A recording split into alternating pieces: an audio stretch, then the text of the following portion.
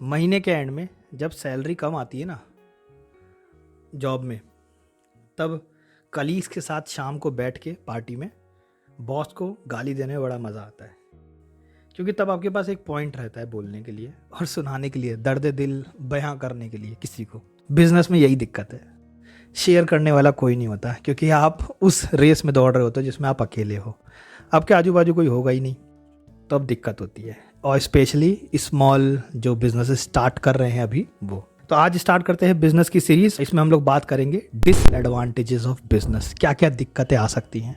दिक्कतें वही सेम चीज़ जो मैंने आपको बताया, गूगल पे जो चीज़ आपको मिल जाएगी वो नहीं बताऊंगा, वो आप गूगल से सर्च कर सकते हैं। मैं आपको बताऊंगा एक रियल लाइफ जो परेशानी आपको देखने को मिलेगी और जो आपको कनेक्टिविटी फील होगी वो मैं आपको कनेक्ट करवाने की कोशिश करूंगा, ताकि आप फील कर सकिए कि एक्चुअली में क्या दिक्कतें आती हैं बिजनेस करते वक्त। सबसे पहला है मूड स्विंग्स होना और स्ट्रेस आना। बहुत लोगों को आपको देख के लगेगा कि आपके मूड स्विंग्स होते हैं, लेकिन आप उसको नाम दे सकते हो स्ट्रेस का। किस चीज़ का स्ट्रेस है? डे 1 से स्ट्रेस स्टार्ट होगा और एटलीस्ट मुझे लगता है जो कि कम से कम 5-6 साल तक तो ये स्ट्रेस रहेगा, मुझे जो लगता है। अभी मैं अपने फेज़ के 3रे साल में हूँ, कंप्लीट होने वाला है, 4थे साल की तरफ बढ़ रहा हूँ, है ना। तो 6 साल तक तो एटलीस्ट रहेगा। क्या होता है ये स्ट्रेस, इसको ज़रा सा एक बार फील कराता हूँ, एकदम रियल एग्जांपल देके आप लोग को। पहले दिन आप अपना बिजनेस खोल के बैठिए, चाहे घर में चाहे ऑफिस में कहीं पर भी। पहले दिन आप बैठे हैं और पहले घंटे में मैंने जो बोला कि मूड स्विंग्स होता है ना, उसको समझने की कोशिश कीजिएगा। दर्द दिल बयां कर रहा हूँ आप लोग से। तो जब पहले घंटे बैठेंगे तो आप ये सोचेंगे यार अभी तक कोई नहीं आया, कोई नहीं आया अभी तक, चलो ठीक है कोशिश करते हैं। अब आप हाथ पैर मारोगे, फ्रेंड्स को कॉल लगा रहे हो या डेवलपर्स को कॉल लगा रहे हो, बिल्डर्स को कॉल लगा रहे हो, है ना। अलग अलग इंटरनेट पे कोशिश कर रहे हो कि कैसे क्लाइंट लाया जा सकता है, आप हाथ पैर मार रहे हो। आधा दिन निकल गया, अब आप ये सोचने बैठोगे यार ऐसे हो जाएगा क्या, बिजनेस कर पाऊंगा क्या मैं। एक तो सेल्फ डाउट रहेगा। लेकिन जैसे जैसे बिजनेस का आखिरी टाइम आएगा ना, आखिरी मतलब दिन का, आज आखिरी दिन आने वाला है, पहले दिन का आज आखिरी, तो अब आपके माइंड में आएगा यार आज तो पहला दिन निकल गया, ऐसे ही 29 दिन जाने वाले हैं, मतलब मेरा पूरा 1 महीना ऐसे चला जाएगा, फिर तो मैं अपने बिजनेस का रेंट नहीं पे कर पाऊंगा। क्या मैं ऐसे अपनी जिंदगी गुजार लूंगा? क्या मैंने सही किया बिजनेस स्टार्ट करके? क्या मुझे जॉब नहीं कर लेना चाहिए था? एटलीस्ट 30वें दिन में मुझे एक सैलरी तो मिलती, भले ही कम मिलती लेकिन एक सैलरी तो मिलती, बॉस को गाली दे के अपना दिल शांत कर लेता। लेकिन अभी तो मेरे को कुछ नहीं मिलेगा। ये आपके पहले दिन के थॉट होंगे। ऐसे ही करते करते दूसरा दिन आएगा, दूसरे दिन आप सोचोगे यार कल की तरह आज का दिन नहीं जाए। अब आप फिर से स्ट्रेस में बैठे हो, ठीक है।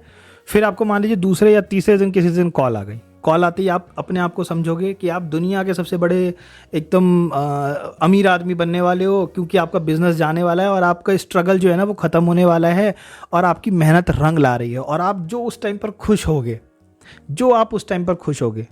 2 दिन बाद आप देख रहे हो क्लाइंट ने फ़ोन उठाना बंद कर दिया, जिसने कॉल करके पूछा था कि सर मैंने आपका ऐड देखा था, या सर मैंने आपका जो है वो देखा था, आप आर्किटेक्ट है ना, मेरे को एक घर बनवाना है 500 गज का, ठीक है। और 2 दिन बाद वो कॉल नहीं उठा, रिस्पॉन्स नहीं करा। उसने बोला ठीक है मैं आपको शाम को कंफर्म करके बताता हूँ, तो मैं आपको एडवांस दे दूंगा, उसके बाद आप स्टार्ट कर दीजिएगा। और वो कॉल नहीं उठा रहा। अब मूड स्विंग्स, अभी तो आप खुश थे शाम तक क्या हुआ, शाम तक फिर अफसोस में ऐसे कट जाएगा, ज़िंदगी निकल जाएगी। चलिए आइए 15वां दिन में आते हैं। 15 डेज निकल गए आपके। 15 डेज में मान लीजिए आपको एक रियल क्लाइंट मिल जाए, होपफुली मिल जाए, ठीक है। और एक क्लाइंट मिल जाए, वो आपको एडवांस पे कर दे और बोले कि काम स्टार्ट कीजिए। अब आप फिर से खुश, फिर मूड स्विंग्स, फिर आप खुश, मैं ही हूँ, अब बार तो पैसा भी मिल गया, इस बार पिछली बार की तरह नहीं हुआ, है ना। तो पैसा मिल गया, मैं करूँगा। पूरा दिन रात लगा दिया आपने, दिन रात लगाने के बाद मेहनत कर लिया आपने। मेहनत करने के बाद आपको पता चलता है क्या कि जब आप उसको दे रहे हैं उसको डिज़ाइन पसंद नहीं आ रहा, तो ऑफकोर्स वो आपसे रिफंड नहीं मांगेगा। लेकिन क्या होगा कि अल्टीमेटली वो आगे प्रोसीड नहीं कर रहा आपके साथ। चलिए एक और सिचुएशन ले लीजिए। 15वां दिन की जगह आप आ जाइए 18वें दिन पे या 20वें दिन पे। जैसे ही 20वें दिन पे आप आएंगे तो आपको फिर पता चलेगा कि एक क्लाइंट आया है जो आपके साथ फिक्स कर रहा है, ठीक है। आपको एडवांस दे दिया, आपकी उसको मतलब आप जो है उसको डिज़ाइनिंग भी पसंद आ जाए, ठीक है। एडवांस क्या, डिज़ाइन पसंद आया, उसने बोला कि जी आर्किटेक्ट साहब आप आगे स्टार्ट कीजिए, कोई दिक्कत नहीं है, हमें आपका डिज़ाइन पसंद आया, जैसा हमने बोला था आपने वैसा ही बनाया, ठीक है। खुश, अगेन मूड स्विंग्स। अभी आप दुखी थे, फिर खुश हो गए कि इस बार तो उसको डिज़ाइन भी पसंद आ गया, ठीक है। अब आप बैठे हैं, अब आप डिज़ाइन कर रहे हैं, खूब मेहनत लगा रहे हैं, दिन रात लगा रहे हैं। लेकिन जैसे ही महीने का एंड होगा तो आप खुश तो हैं, इस बार आपका रेंट चला जाएगा, इंटरनेट का बिल चला जाएगा, सब कुछ चला जाएगा, आपके वेबसाइट के एनुअल सब्सक्रिप्शन चली जाएगी, कोई दिक्कत वाली बात नहीं है। अगले महीने के पहले दिन फिर आप टेंशन में, क्या इस बार प्रोजेक्ट मिल जाएगा? क्योंकि पिछले प्रोजेक्ट से तो मेरा पिछला रेंट गया, लेकिन क्या इस बार अगर नहीं मिला तो, इस पूरे महीने नहीं मिला तो फिर से वही दर्द दिल और दर्द बयान स्टार्ट हो जाएंगी कि अगर फिर से नहीं हुआ तो ये जो है ना, इसे बोलते हैं स्ट्रेस और इसे बोलते हैं मूड स्विंग्स होना। सेकंडों में होगा। जैसे ही आपको एक लीड मिलती है आप खुश हो जाएंगे, जैसे ही आपको लीड नहीं मिलेगी आप दुखी हो जाएंगे। अगर आपको पैसा मिल भी जा रहा है फिर आप सोच रहे हैं कि अगले महीने कैसे गुजरेगा। वो जो स्ट्रेस है ना, दैट इज़ अनबेरेबल। वो आपको अकेले झेलना पड़ेगा, वो आप किसी से शेयर नहीं कर सकते। क्यों? क्योंकि हर कोई अपना जॉब कर रहा है ना, वो चीज़ है। दूसरा पॉइंट इसी से रिलेटेड है, वो ये है, no families and no friends will help you ever. क्यों नहीं कर पाएंगे? कुछ उनकी मजबूरी है और कुछ आपकी मजबूरी है। सबसे पहली बात, जो आपके कलीग्स हैं, जो आपके फ्रेंड्स हैं, वो तो जॉब कर रहे हैं, तो आप एक ऐसी रेस में हैं जो आप अकेले लड़ रहे हैं। और अगर आप अपनी फैमिली में पहली जनरेशन है जो बिजनेस करने जा रहे हैं, तो फैमिली को कोई ज़्यादा नॉलेज है नहीं बिजनेस की, तो वो आपको हेल्प भी किस चीज़ में करेंगे? मान लीजिए कि कोई तो आपको ये बताने वाला होना चाहिए कि देखो ये पैसे ऐसे मत लो, देखो सीए को हायर कर लो, देखो क्या कहते हैं बिजनेस में जीएसटी रजिस्ट्रेशन ले लो, देखो रजिस्ट्रेशन का ये वाला डॉक्यूमेंटेशन ले लो, देखो एमएसएमई ले लो। जैसे कि मुझे कोई बताने वाला नहीं था, मैंने अपने बिजनेस के 4 साल बाद एमएसएमई लिया है। तो मेरा बिजनेस आज कितने साल पुराना है? बस 3 महीने पुराना। डॉक्यूमेंटेशन में सिर्फ 3 महीने पुराना, लेकिन बिजनेस है कितना पुराना रियल में? कब से करता आ रहा हूँ? 4 साल से। लेकिन प्रूफ नहीं कर सकता। क्यों? क्योंकि मेरे को कोई बताने वाला नहीं था उस टाइम पर। अगर आप अपनी फैमिली के जनरेशन में पहली जनरेशन हो जो अपना बिजनेस करने जा रहे हो, तो आपकी कोई हेल्प नहीं करेगा। Same goes with friends also. Friends को पता ही नहीं है, फ्रेंड्स भी आपको 2 मिनट लिए ऐसा बार बार फील कराएंगे कि क्यों ही कर रहा है बिजनेस, क्यों इतनी टेंशन ले रहा है, मस्त चिल रहा है वो। और जब आप उनके साथ बैठोगे तो आपको अलोन फील भी होगा। अलोन क्यों फील होगा? आपको अपनी फैमिली मेंबर के साथ भी अलोन फील होगा, क्योंकि उनको उसके बारे में पता ही नहीं है। तो आप डिस्कस क्या करोगे? 2 दोस्त मिलके ये बैठ के बात कर सकते हैं, यार मेरा बॉस तो इतना खराब है, यार मेरे ऑफिस में तो इतना टॉक्सिक कल्चर है। आप क्या बोल सकते हो? आप तो बिजनेस कर रहे हो, आप तो जॉब ही नहीं कर रहे। अगर आप कोई जॉब की बात करोगे तो वो आपकी हेल्प जरूर कर देगा। जैसे मान लो बोल दो, यार मैं जिस जॉब में हूँ ना, उस जॉब में मेरे को मेरा जो है ना सैलरी नहीं बढ़ा रहा, तो कोई ना कोई ऐसा होगा, या आपके फैमिली मेंबर वाले या कोई फ्रेंड्स होगा जो आपकी हेल्प कर देगा। देख सैलरी बढ़ानी है ना तो ये कर, इस तरीके से कर, या छोड़ दे कंपनी, ऐसा ऐसा कुछ भी। लेकिन बिजनेस में कौन क्या हेल्प करेगा? कुछ भी नहीं। So you are all your own. आप एक ऐसी रेस में हो जो आप अकेले दौड़ रहे हो, कोई आपके आजू बाजू नहीं है। ये एक दूसरा पेन है और एक दूसरा डिसएडवांटेजेस है बिजनेस का। थर्ड डिसएडवांटेज जो मैं बात करना चाहूँगा वो है डॉक्यूमेंटेशंस एंड टैक्सेशंस, जो कि गवर्नमेंट हमें देती है।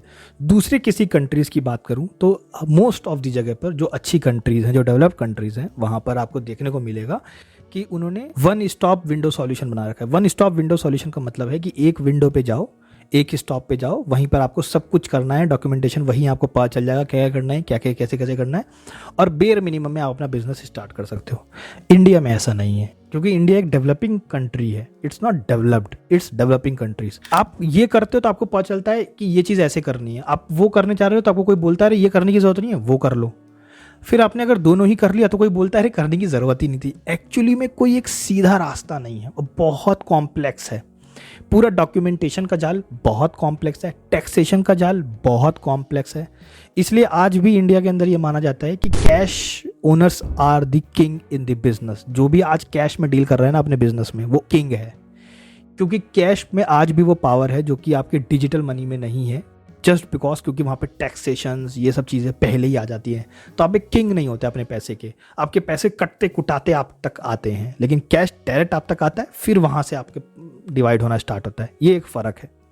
तो आई होप सो कि आपको समझ में आ रहा होगा। टैक्सेशंस एंड डॉक्यूमेंटेशन, गवर्नमेंट ने आज तक कोई ऐसा इनिशिएटिव नहीं बनाया किसी बिजनेस ओनर के लिए या कोई एंटरप्रेन्योर्स के लिए जो कि एक वन स्टॉप सॉल्यूशन दे, ये आप करो और काम खत्म, या बहुत बेयर मिनिमम में करना पड़े। उनको टैक्सेस ज़्यादा देने पड़ते हैं, उनकी कॉम्प्लेक्सिटी, एक तो बिजनेस करना खुद में वैसे ही टफ है, बहुत सारी चीज़ें, ऊपर से उनकी कॉम्प्लेक्सिटी और आ जाती है। एक मकड़ी का जाल है उनका, तो लिटरली मकड़ी का जाल है ना। मतलब वो करने के बाद ही पता चलता है कि क्या दिक्कत थी क्या नहीं थी। मतलब मेरे साथ तो बहुत हुआ, 2 बार रिजेक्शन हो रहे हैं। किस लिए हो रहा है? गवर्नमेंट की तरफ से कोई ट्रांसपेरेंसी नहीं है, क्यों रिजेक्शन दिया, तो वो सब चीज़ें हैं, है ना। तो ये चीज़ें भी आप लोगों को समझनी ज़रूरी है कि इंडिया में इतना आसान नहीं है। बहुत लोग इसलिए बाहर चले जाते हैं। बहुत लोगों को मैंने दुबई में करते हुए देखा है, क्योंकि वहाँ पर टैक्सेस कम है, वहाँ पर तरीके कम हैं। ऑफकोर्स वहाँ पर डिसिप्लिन्स ज़्यादा हैं, वहाँ पर थोड़ी सी पुलिस की ज़्यादा ताका झाकी रहती है, लेकिन एटलीस्ट आप कर तो पाते हो, स्टार्ट तो कर पाते हो। यहाँ पर तो वो भी नहीं है। नेक्स्ट डिसएडवांटेज की बात करूं तो नेक्स्ट डिसएडवांटेज यहाँ पर बिजनेस में निकल के आता है और वो है रिक्वायर्ड अ पार्टनर। बहुत बार जब क्योंकि आप अपने बिजनेस में अकेले एक ऐसी रेस दौड़ रहे हो जिसमें कि आप अकेले हो, तो वहाँ पर आपको कई बार ऐसा लगता है कि काश कोई बिजनेस पार्टनर होता। Either your life partner become a business partner, either your friends become a business partner और either your family members become a business partner. पर आपको ऐसा लगता है कि कोई आपके बिजनेस में इंटरेस्टेड नहीं है, या कोई आप पर दाव नहीं लगाना चाहता, या फिर किसी को इंटरेस्ट ही नहीं है बिजनेस करने में। वो चीज़ें आपको समझ में आती हैं और कई बार आपको वो फीलिंग आती है। मान लीजिए आपको कोई पार्टनर मिल भी जाए, जैसे मान लीजिए आपको लाइफ पार्टनर ही आपका बिजनेस पार्टनर बन जाए, या कोई दोस्त ही है जो आपका बिजनेस पार्टनर मिल जाए, लेकिन आपको फिर उसमें एक कमी दिखेगी। वो ये कि जो आपके अंदर मोटिवेशन है बिजनेस करने का, जो आपके अंदर जज्बा है सुबह उठ के बस स्टार्ट कर दूंगा अपना काम, वो तो उसको जॉब की तरह ले रहा है। 10 बजे उठ रहा है अपना आराम से और 6 बजे एकदम छोड़ दे रहा है, भाई मुझे अपने घर जाना है काम करने के लिए, मेरी अपनी एक लाइफ भी है। वो ऐसे बताएगा आपको, ठीक है। या मान लीजिए अगर आपकी कोई लाइफ पार्टनर आपकी बिजनेस पार्टनर बनी है, तो वो आपको बार बार बताती रहेगी बस हो गया 6 बज गए, अब यहाँ से पर्सनल लाइफ स्टार्ट है।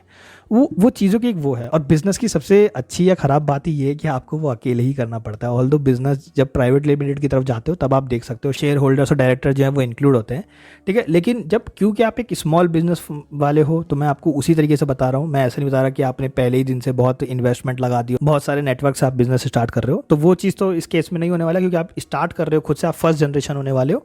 तो वही दिक्कत है कि आपको हर चीज़ खुद, आप उस रेस में हो जो आपको खुद करना है। अगर आपको पार्टनर की कमी खल रही है और आपने ले भी लिया, तब भी आप दुखी पाओगे, और अगर आपको खल रही है तब तब दुखी पा ही रहे हो। तो अल्टीमेटली आपको समझ में आएगा कि अल्टीमेटली आपको अकेले ही चलना है, अकेले। ये एक रियल पेन है जो आपको समझना पड़ेगा, क्योंकि हर किसी की लाइफ में वो मोटिवेशंस नहीं होता या वो प्रायोरिटी नहीं होती। वो करेगा बिजनेस आपके साथ या करेगी, लेकिन उस प्रायोरिटी के साथ नहीं करेगी जो प्रायोरिटी आपके अंदर है। वो चीज़ समझनी आप लोग को ज़रूरी है। नेक्स्ट यहाँ पर बात करेंगे जो कि है लास्ट, और वो है टाइम कमिटमेंट को लेके अनडिजायरेबल रहता है। टाइम कमिटमेंट क्या है?